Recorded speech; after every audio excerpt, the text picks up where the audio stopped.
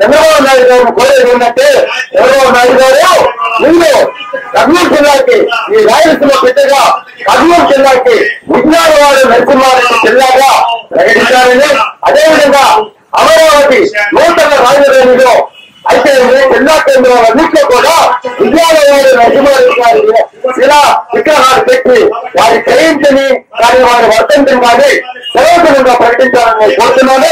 అదేవిధంగా నేను చంద్రబాబు గారిని కోరేది ఏంటంటే, అయ్యా మీరు సినిమా నిర్మిస్తున్నారు, చాలా సంతోషం. మీరు సినిమా నిర్మిస్తారన్న తర్వాతనే వారి చరిత్ర ఈ దేశంలో ఉండే ప్రజలకందరికీ తెలుస్తుంది. కాబట్టి సిపాయి తిరుగుబాటు కంటే ముందు వారు స్వాతంత్ర సమరయోధులుగా ఉన్నారు.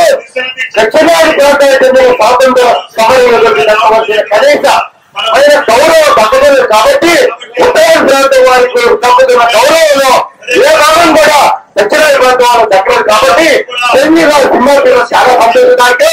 అంతేకాకుండా చిరంజీవి గారిని నేను కోరేది ఏంటంటే, అన్నా చిరంజీవి గారు మీరు సంపూర్ణ భావంతో మీరు విజయవాడ నరసింహారెడ్డి అనే టైటిల్ ని కాకుండా ఏదో వర్కింగ్ టైటిల్ గా వేరే టైటిల్ మీరు ఎక్కడేస్తారని తెలిసింది. నేను కోరేది ఏంటంటే, మీరు వర్కింగ్ టైటిల్ కాకుండా వారు ఒక తెలుగు జాతి తెలుగు పెద్దగా తెలుగు స్వాతంత్ర సమరయోధులు కాబట్టి వారి యొక్క పేరుపైన ఆ తెలుగు భాషలో విజయవాడ నరసింహారెడ్డి అని పెట్టాలని చెప్పేసి మేము మిమ్మల్ని కోరుతున్నాము.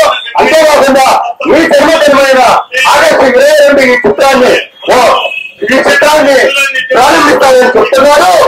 ఆగస్టు 15వ తారీఖు స్వాతంత్ర దినోత్సవం ప్రారంభిస్తే ఈ యొక్క విజయవాడ నరసింహారెడ్డి చరిత్ర మీరు ముందుకు తీసుకున్న వారిలో మొట్టమొదటిగా మీరు తెలుగు ప్రజల గుండెల్లో ఉంటారని చెప్పి 22వ తారీఖు మీరు జన్మదిన జరుపుకోవడం కాకుండా స్వాతంత్ర దినోత్సవం ప్రారంభిస్తే అటు విజయవాడ అభిమానులు ఇక తెలుగు భాషను అభిమానించే అందరూ కూడా మిమ్మల్ని కీర్తిని ప్రతి దిశగా వర్తింప చేస్తారని, తెలుగు వారి గుండెల్లో మీరు చిరస్థాయిన స్థానం ఉంటుందని నేను మీకు ఈ విన్నపంగా తెలియజేస్తున్నాను.